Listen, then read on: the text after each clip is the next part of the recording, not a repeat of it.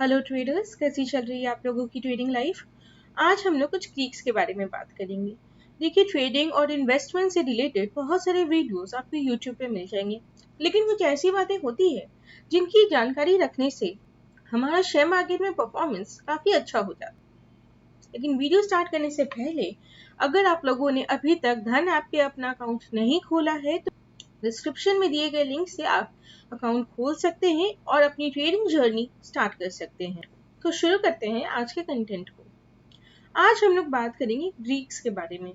ये ग्रीक्स क्या होते हैं? ग्रीक्स वर्ड सुनते ही ना कुछ लोगों को लगेगा कि ये क्या है, कुछ कॉम्प्लेक्स है क्या। बिल्कुल भी नहीं, ये बहुत ही सिंपल चीजें हैं। आपके ट्रेडिंग और इन्वेस्टमेंट के परफॉर्मेंस को इम्प्रूव करेगा। तो अगर अब हम कुछ ग्रीक्स के बारे में बात करें तो ग्रीक्स जैसे कि अल्फा है, बीटा है। आप कई बार ये टर्म सुनते होंगे जब आप ट्रेड करते हैं या जब आप न्यूज देखते हैं, बिजनेस न्यूज देख रहे हैं, फाइनेंस रिलेटेड कुछ कंटेंट देख रहे हैं, तो ये काफी बार आता है। अगर आप option trader, delta, theta, gamma, ठीक है। आज हम लोग अल्फा और बीटा के बारे में बात करेंगे। जो लोग फाइनेंस बैकग्राउंड से है वो इन टर्म से वाकिफ होंगे। जो नॉन फाइनेंस बैकग्राउंड से है उन्हें मैं बहुत सिंपल टर्म्स में बता देती हूँ कि ये क्या है, क्योंकि at the end of the day आपको ये मैटर करता है कि आप किसी चीज से कितना ज्यादा बेनिफिट उठा पा रहे हैं। अल्फा और बीटा पे जाने से पहले मैं आपको ले चलती हूँ इंडेक्स पे। आपको पता होगा कि जब हम शेयर मार्केट को ऐसा होल देखते हैं या अगर पर्टिकुलर किसी सेक्टर की बात करें, जैसे कि ऑटो सेक्टर है, बैंकिंग है, आईटी है, तो हमारे पास इंडेक्स है। मार्केट या किसी पर्टिकुलर सेक्टर के परफॉर्मेंस को देख सकते हैं।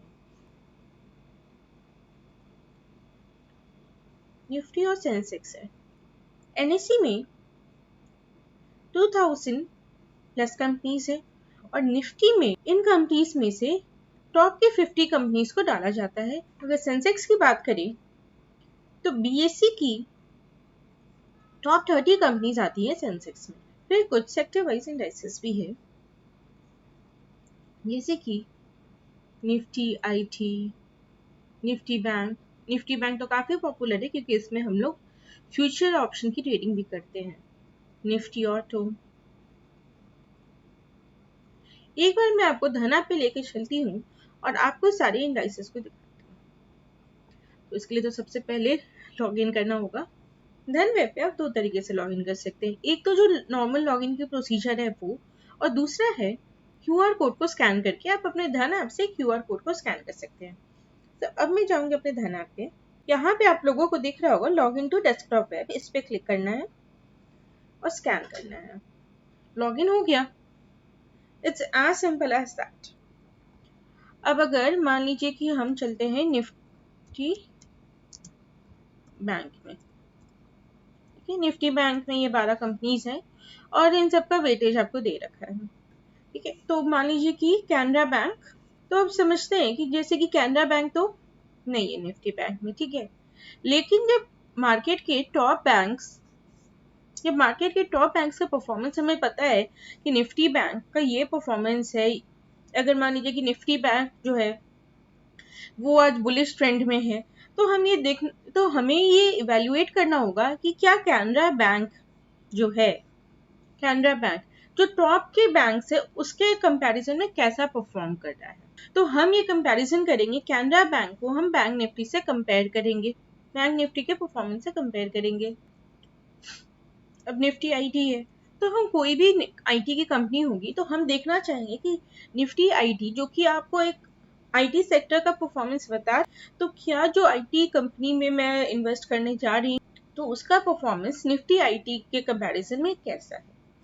तो अभी जब हम ये कंपैरिजन करते हैं तो हम असल में क्या करते हैं, ये जो इंडाइसेस है इन्हें बेंचमार्क बनाते हैं। बेंचमार्क मतलब कि जिसके अगेंस्ट में हम कंपेयर कर रहे हैं। तो जब कैनरा बैंक को निफ्टी बैंक के अगेंस्ट कंपेयर करा मैंने निफ्टी बैंक को बेंचमार्क माना। तो कैनरा बैंक के परफॉर्मेंस को निफ्टी बैंक के परफॉर्मेंस से कंपेयर किया और इवेल्युएट किया कि कैसा वो परफॉर्म कर रहा है। अब आते हैं अल्फा एंड बीटा पे। अल्फा एंड बीटा कैसे मदद कर सकता है। अल्फा से पहले बेहतर होगा कि हम बीटा की बात करें, क्योंकि अल्फा और बीटा को कई बारी हम जो है साथ में यूज करते हैं और बीटा को समझने के बाद अल्फा को समझना इजी हो जाता है। बीटा नेगेटिव हो सकता है या बीटा पॉजिटिव हो सकता है। पॉजिटिव बीटा का मतलब है कि मार्केट और जो हमारा सिक्योरिटी है वो सेम डायरेक्शन में मूव कर रहा है। मार्केट बढ़ रहा है तो हमारा भी सिक्योरिटी बढ़ रहा है, मार्केट गिर रहा है तो हमारा भी सिक्योरिटी गिर रहा है।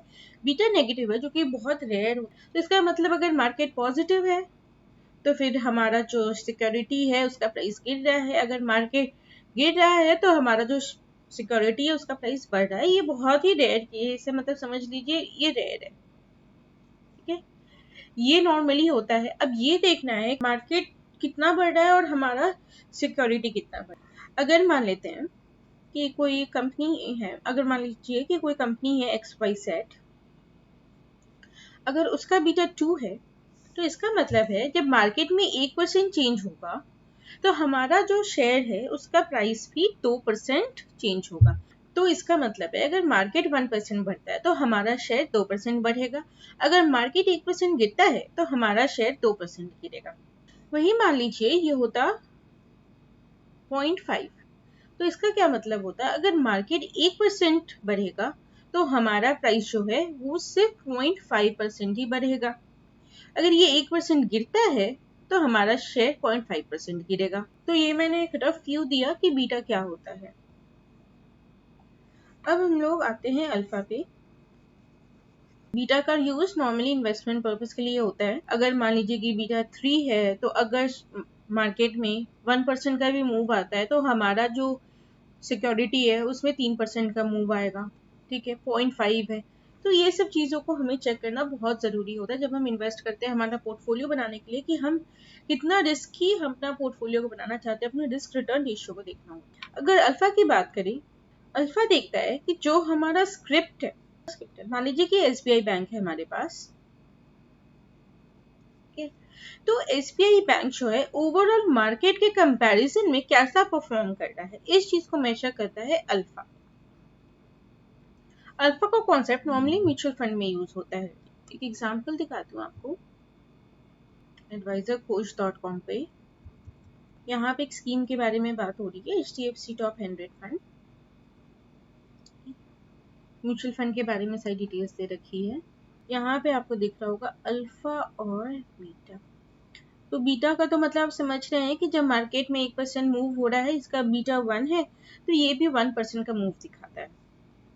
आते हैं अल्फा पे। अल्फा है -2.29 और यहाँ पे आपको ये भी दिख रहा होगा बेंचमार्क निफ्टी 100 TRI। तो क्या हो रहा है यहाँ पे कि इस म्यूचुअल फंड का परफॉर्मेंस इस बेंचमार्क, इसको बेंचमार्क माना जा रहा है और इसके अगेंस्ट में इस म्यूचुअल फंड के परफॉर्मेंस को कंपेयर करके बोला जा रहा है इसका परफॉर्मेंस इस इंडेक्स से अंडर परफॉर्म किया है -2.29%, मतलब जो इसका बेंचमार्क था उससे ये अंडर परफॉर्म किया है।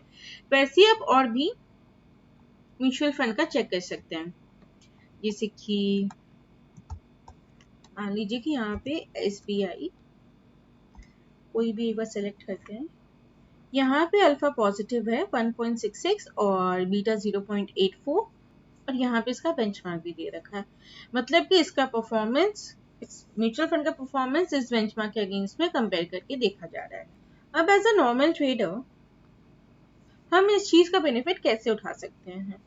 अब हम कैलकुलेट करने तो बैठ नहीं रहे ना, तो बीटा तो सिक्योरिटी का आपको डायरेक्ट, अगर आप फंडामेंटल्स में जाओगे तो आपको मिल जाएगा किसी भी सिक्योरिटी का।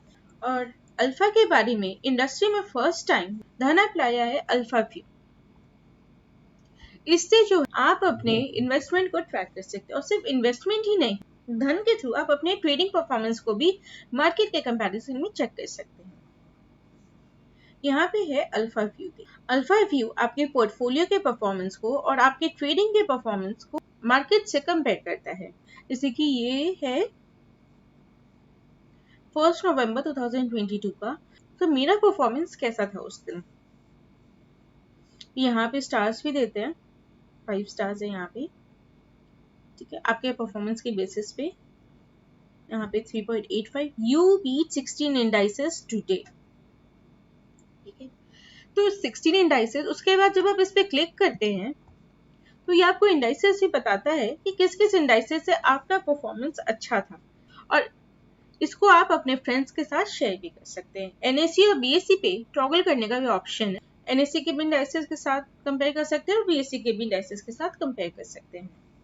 सिर्फ ट्रेड करते रहना या किसी शेयर में पैसा लगाते रहना, पोर्टफोलियो बनाते रहना इम्पोर्टेंट नहीं है। आपको ये भी जानना होगा कि आप जिस जगह इन्वेस्ट कर रहे हैं या जो आप पूरे दिन ट्रेड कर रहे हैं वो मार्केट से कैसा रहा। मार्केट आपको बहुत सारी अपॉर्चुनिटीज देता है। अब मार्केट की अपॉर्चुनिटीज को आप किस तरीके से कैपिटलाइज कर पाते। अगर मान लीजिए ये आपका नेगेटिव रहता, नेगेटिव भी होता है कई बार, अगर ये नेगेटिव होता, मान लीजिए ये नेगेटिव 1.5% होता, तो आपको ये समझ आना चाहिए कि मार्केट आपको अपॉर्चुनिटी तो दे रहा था। आज मार्केट जो है अच्छा तो परफॉर्म कर रहा था, लेकिन उसके कंपैरिजन में आप जो है अच्छा परफॉर्म नहीं किए, तो आपके पास इम्प्रूवमेंट की स्कोप है। आपको अपने परफॉर्मेंस पे ध्यान देना चाहिए। अल्फा व्यू तभी एक्टिवेट होता है जब आप अपना पहला ट्रेड लेते हैं, जब आप पहला पोजीशन लेते हो, तो आप अपना रियल टाइम परफॉर्मेंस को ट्रैक कर सकते हैं। क्योंकि बस काम करते रहना इम्पोर्टेंट नहीं है, आपको ये भी देखना होगा कि आप जो काम कर रहे हैं वो कैसा, वो सही है या नहीं। जब मार्केट में आपको अपॉर्चुनिटी मिल रहा है तो आप उस चीज को कैपिटलाइज कर पाए या नहीं कर पाए, और ये रियल टाइम है।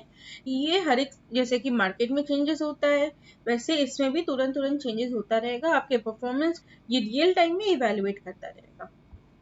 पूरे इंडस्ट्री में फर्स्ट टाइम अल्फा व्यू का फीचर आपको धन ऐप पे ही मिलेगा। सो अब सिर्फ ट्रेडिंग नहीं, स्मार्ट ट्रेडिंग कीजिए। ट्रेडर नहीं, स्मार्ट ट्रेडर बनिए। सिर्फ इन्वेस्टमेंट नहीं, स्मार्ट इन्वेस्टमेंट कीजिए एक स्मार्ट ऐप के साथ, जिसका लिंक आपको डिस्क्रिप्शन बॉक्स में मिलेगा। अभी तक आपने अकाउंट नहीं खोला है तो धन ऐप पे अपना अकाउंट जरूर खोलिए और उसके स्मार्ट फीचर्स का बेनिफिट जरूर उठाएं। अगर मेरा वीडियो पसंद आया है तो लाइक और शेयर जरूर करें। ट्रेडिंग और फाइनेंस से रिलेटेड ऐसे कुछ कंटेंट के लिए मेरे चैनल को जरूर सब्सक्राइब करें। और आज का वीडियो एंड करने से पहले मेरे पास मेरे YouTube वीडियो पे एक कमेंट आया था, तो उसके ऊपर भी बात कर लेते हैं। ये कमेंट था मिस्टर आशीष रंजन जी का। वो कहते हैं कि उनके जो फादर है वो वुमेन एथनिक वेयर में डील करते हैं। वुमेन एथनिक वेयर, जितना मैं समझ पा रही हूँ, शायद साड़ी, सूट, इन सब में डील करते होंगे। एंड कहते हैं कि शेयर मार्केट गैम्बलिंग है। ये गैम्बलिंग वर्ड तो बहुत कॉमन है। जब कोई भी शेयर मार्केट में, कमोडिटीज में ट्रेड करने आता है तो सब यही कहते हैं कि ये गैम्बलिंग है, बहुत रिस्की है। हर बिजनेस रिस्की है। अगर मान लीजिए, अगर मैं आशीष रंजन जी की बात करूं, उनके फादर की एथनिक वेयर की शॉप है, ठीक है।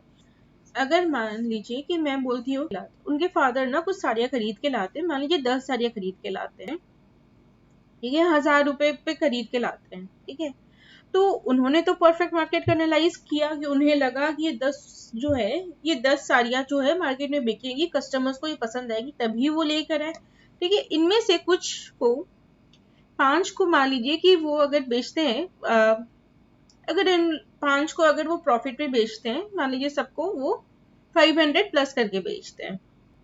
2 साड़ियाँ जो है वो जो है सिर्फ 2 कस्टमर्स बार्गेनिंग करते हैं और फाइनली जो है उसमें वो उनको सिर्फ 200 का प्रॉफिट होता है, और 3 साड़ियाँ अभी भी बच जाती हैं। साल बीत जाते हैं लेकिन ये 3 साड़ियाँ नहीं बिकती, ठीक है। और ये क्या होता है, ये बन जाता है डेड स्टॉक। फाइनली उनको ये साड़ियाँ कई बारी उनके कॉस्ट से भी नीचे बेचना पड़ता है, just to clear out this stock. तो ये रिस्क तो हर बिजनेस में है, ये रिस्क तो हर बिजनेस में है।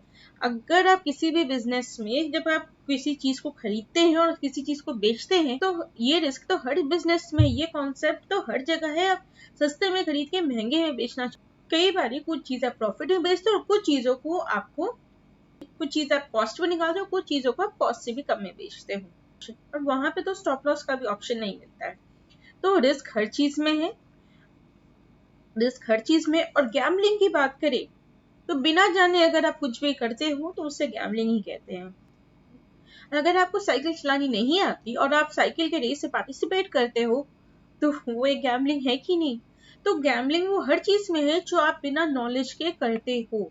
सो ये शेयर मार्केट तभी तक गैम्बलिंग है अगर आपको इसकी प्रॉपर नॉलेज नहीं है, तो वहाँ पैसे डूबेंगे और लोगों के डूबते भी है और डूबेंगे भी और आगे भी डूबते रहेंगे, क्योंकि लोगों को प्रॉपर नॉलेज नहीं है। और प्रॉपर नॉलेज के लिए तो आप लोगों को पता क्या करना है, ट्रेडिंग लैंग्वेज को सब्सक्राइब करना है, जहाँ पे मार्केट की टेक्निकल और फंडामेंटल लैंग्वेज बहुत इजी टर्म्स में आपको बताई जाती है। Have a great trading life.